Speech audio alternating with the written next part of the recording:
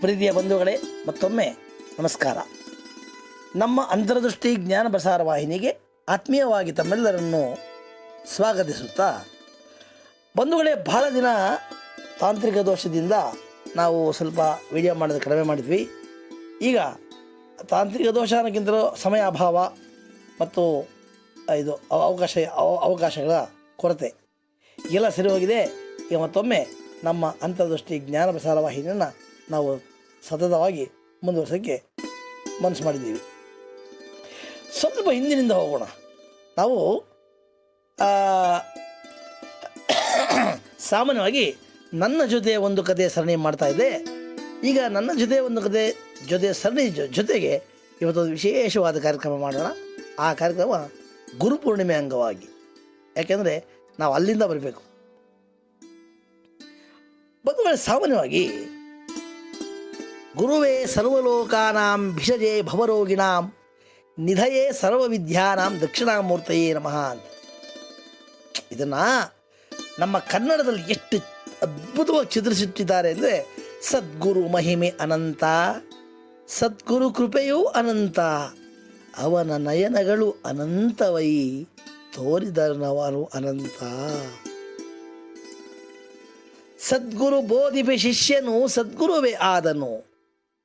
ಹೇಗೆ ಇಜ್ಜಿಲು ಬೆಂಕಿಯ ಸ್ಪರ್ಶದಿಂದ ಬೆಂಕಿಯು ಆದಂತೆ ಅಂತ. ಹಾಗಾದರೆ ಸಾಮಾನ್ಯವಾಗಿ ಗುರು ಮತ್ತು ಶಿಷ್ಯರಲ್ಲದವರು ಇತರರು ಹೇಳೋದೇನು, ಏನೋ ಸಾಧಿಸಿ ಹಾಗೆ ಮಾಡಿ ಹೀಗೆ ಮಾಡಿ, ಅವ್ರ ಮಾದರಿ ಇವ್ರ ಮಾದರಿ. ಸ್ವಾಮಿ ವಿವೇಕಾನಂದರು ಹಾಗೆ ಹೇಳಿದ್ರು, ರಾಮಕೃಷ್ಣ ಪರಮಹಂಸರು ಹೀಗೆ ಹೇಳಿದ್ರು, ರಮಣ ಮಹರ್ಷಿಗಳು ಹಾಗೆ ಹೇಳಿದ್ರು. ಸರಿ, ನಿಮ್ಮದೇನು? ಹಾಗಾದರೆ ಸಾಧನೆ ಮಾಡೋ ವಿದ್ಯಾರ್ಥಿಗಳಿಗೆ ಕೆಲವೊಂದು ಸಾಧನಾ ಸಲಕರಣೆಗಳು ಬೇಕು. ಆ ಸಾಧನಾ ಸಲಕರಣೆಗಳು ಎಲ್ಲಿ ಸಿಗ್ತಾ ಇವತ್ತು? ನನ್ನ ಪ್ರಕಾರ ಅದರ ಕೊರತೆ ಇದೆ. ಒಬ್ಬ ನಿಜವಾದ ವಿದ್ಯಾರ್ಥಿಗಳಿಗೆ ಸಾಧನೆ ಮಾಡೋಕ್ಕೆ ಬೇಕಾಗಿರ್ತಕ್ಕಂತಹ ಸಾಧನೆ ಸಲಕರಣೆಗಳ ಕೊರತೆ ಇವತ್ತಿದೆ. ಈ ಮಾತು ಕೇಳಿ ನಿಮ್ಗೆ ಆಶ್ಚರ್ಯ ಆಗ್ಬೋದು. ಏನಪ್ಪ ಇಷ್ಟೆಲ್ಲ ಇವತ್ತು ವೈಫೈ ಕೊಡ್ತೀವಿ, ಫೀಸ್ ಕೊಡ್ತೀವಿ, ಬೇಕಾದಂಗೆ ಟ್ಯೂಷನ್ ಕೊಡ್ತೀವಿ, ಗೂಗಲ್ ಭಗವಾನ್ ಇದ್ದಾರೆ, ಇಷ್ಟೆಲ್ಲ ಇದ್ದರೂ ಈ ಮಾತು ಹೇಳ್ತಯ್ಯ ಅಂತ ನಿಮ್ಗೆ ಆಶ್ಚರ್ಯ ಆಗ್ಬೋದು. ಆದರೆ ವಾಸ್ತವವಾಗಿ ನಿಜ ಅದು. ವಾಸ್ತವವಾಗಿ ಇವತ್ತು ಈ ಸಾಧನೆ ಮಾಡೋಕ್ಕೆ ಕೆಲವು ಸಲಕರಣೆಗಳ ಕೊರತೆ ಇದೆ. ಆ ಸಲಕರಣೆಗಳ ಕೊರತೆಯನ್ನು ನಾವು ಪೂರೈಸಿದರೆ ಸಾಧಕರು ಇನ್ನೂ ಹೆಚ್ಚಾಗ್ಬೋದು ಅಂತ ನಾನು ಭಾವಿಸಿ ಒಂದು ಸಣ್ಣ ಕವಿತೆಯಲ್ಲಿ ಏನು ಬೇಕು ಅಂತ ನಾನು ಮಾಡೋ ಪ್ರಯತ್ನ ಮಾಡ್ತೀನಿ ಅಷ್ಟೇ. ಇದು ಏನು ಆಮೇಲೆ ಇದು ಆಗಬೇಕು ಅಂತ ಏನಿಲ್ಲ. ಇದು ಇರಬಹುದು, ನನ್ನ ಗಮನಕ್ಕೆ ಬಂದಿಲ್ಲ, ಅದಕ್ಕೆ ನಾನು ಇದು ಬರೆದೆ ಅಷ್ಟೇ.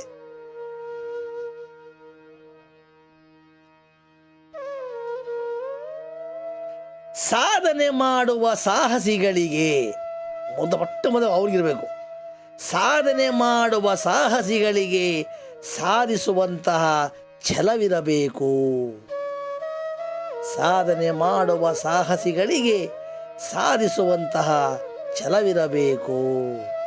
ಬಹಳ ಮುಖ್ಯ ಇದು. ಇವತ್ತು ಅದರ ಕೊರತೆ ಬಹಳ ಕಡಿಮೆ ಇದೆ. ಸಾಧನೆ ಮಾಡುವ ಸಾಹಸಿಗಳಿಗೆ ಉತ್ತಮ ಗುರಿ ಜೊತೆ ಇರಬೇಕು. ಇವತ್ತು ಇದಕ್ಕೆ ಸಾಧನೆ ಮಾಡುವ ಸಾಹಸಿಗಳಿಗೆ ಉತ್ತಮ ಗುರಿ ಜೊತೆ ಇರಬೇಕು. ಮುಂದೆ ಪ್ರೀತಿಪೂರ್ವಕ ಪ್ರೋತ್ಸಾಹ ಬೇಕು. ಇವತ್ತು ಬರೀ ಪ್ರೋತ್ಸಾಹ ಸಿಗ್ತಾ ಇಲ್ಲ. ಬರೀ ಅವ್ರಂಗೆ ಮಾಡಿದ್ರು ಅವ್ರಿಗೋಸ್ಕರ ಪ್ರೋತ್ಸಾಹ ಬದಲಾಗಿ ಪೈಪೋಟಿಗೆ ಹೋಗ್ಬಿಟ್ಟಿದೆ ಅದು. ಅವರದ್ದು ನಮ್ಮ ಇಷ್ಟ ಬಂದಂಗೆ ಮಾಡೋ ಆ ಮಗುವಿಗೆ ಯಾವುದೆಲ್ಲ ಆಸಕ್ತಿ ಇದೆಯೋ ಅದಕ್ಕೆ ಅವಕಾಶ ಇಲ್ಲ. ಅವ್ರು ಮಾಡಿದರೆ ನೀನು ಮಾಡೋ ಅಷ್ಟೇ. ಇದು ತಂದೆ ತಾಯಿಯ ದಯೆ ಇರಬೇಕು. ಇಲ್ಲಿ ತಂದೆ ತಾಯಿ ದಯೆ ಅಂದರೆ ಬರೀ ಅವರು ಫೀಸ್ ಕಟ್ಬಿಟ್ಟು ಶಾಲೆ ಕಳಿಸ್ಬಿಟ್ಟು ಒಳ್ಳೆಯ ಸ್ಕೂಲಿಗೆ ಹಾಕ್ಬಿಟ್ರೆ ಆಗೋದಿಲ್ಲ. ಆ ಮಗುವಿನ ಕಲಿಕೆಯಲ್ಲಿ ಅವರು ಭಾಗಿಗಳಾಗಬೇಕು.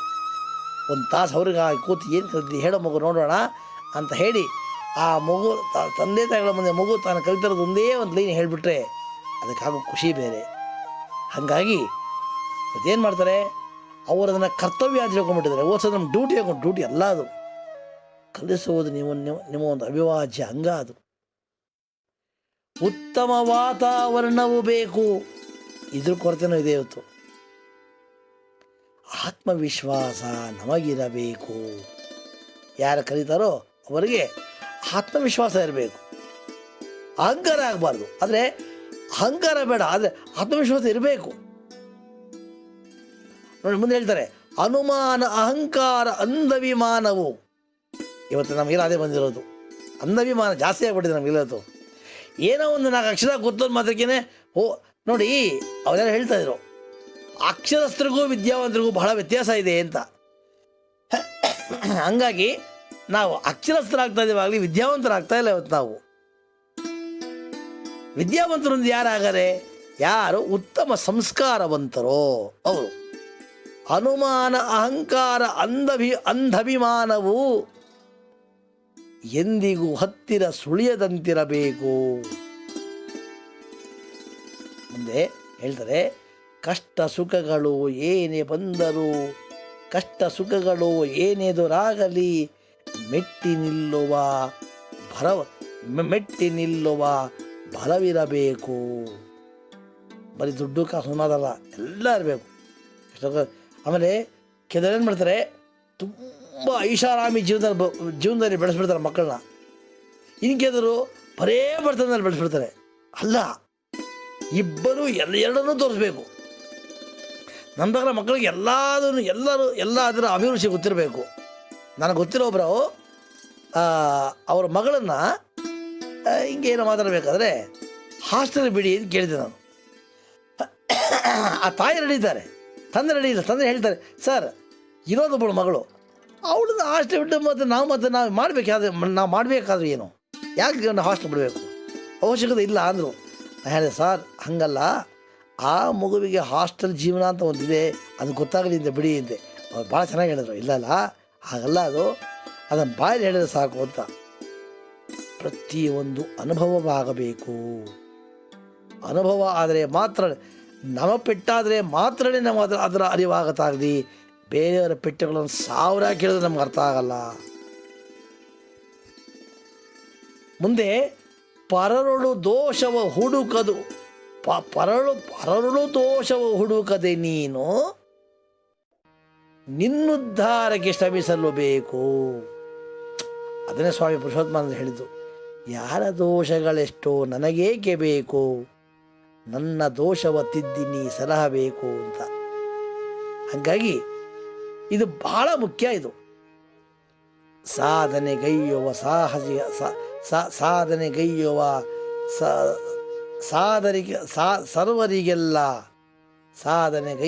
ಸರ್ವರಿಗೆಲ್ಲ ಉತ್ತಮ ಸಹಕಾರ ನೀಡಲು ಬೇಕು. ಒಳ್ಳೆ ಸಮಾಜ ಸೃಷ್ಟಿ ಆಯಿತು ಅಂತ ಹೇಳಿದ್ರೆ ಆಗ ನಮ್ಮ ಸಮಾಜ ಸುಧಾರಣೆ ಆಗೋದ್ರಲ್ಲಿ ಯಾವುದೇ ಸಂದೇಹ ಇಲ್ಲ. Nothing is impossible in the world. ಇವತ್ತು ನಾವು ಮನಸ್ಸು ಮಾಡಿದ್ರೆ ಈ ಸಮಾಜವನ್ನು ಬದಲಾಯಿಸಬಹುದು. ಆದರೆ ಇಷ್ಟೆಲ್ಲ ಆದರೆ ಮಾತ್ರ ಇದು ವಿದ್ಯಾರ್ಥಿಗಳಾದವರು ಗುರುಗಳೇ ನಮಗಿಷ್ಟು ಸಿಗುವಂತೆ ಪ್ರಾರ್ಥನೆ ಮಾಡುವಂಥ ಶಕ್ತಿಯನ್ನು ಕರುಣಿಸಪ್ಪ ಅಂತ ಪ್ರಾರ್ಥನೆ ಮಾಡುವಂಥ ದಿನ ಇವತ್ತು. ಕಡೆಗೆ ನನ್ನ ಮಾತೇನೆಂದರೆ, ಗುರು ಮಹಿಮೆಯ ಗರಿಮೆಯನು ಜನರೇನು ಬಲ್ಲರು, ಹರಿಮುನಿದರೆ ಗುರು ಪೊರೆಯುವನೈ, ಗುರು ಮುನಿದರೆ ಗತಿ ಯಾರು. ಆ ಗುರುಗಳು ಮಕ್ಕಳ ಕೈ ಬಿಡಬೇಡಿ. ಆಮೇಲೆ ಗುರುಗಳಲ್ಲಿ ಶ್ರದ್ಧೆ ಮತ್ತು ನಂಬಿಕೆ ಕಳ್ಕೋಬೇಡಿ.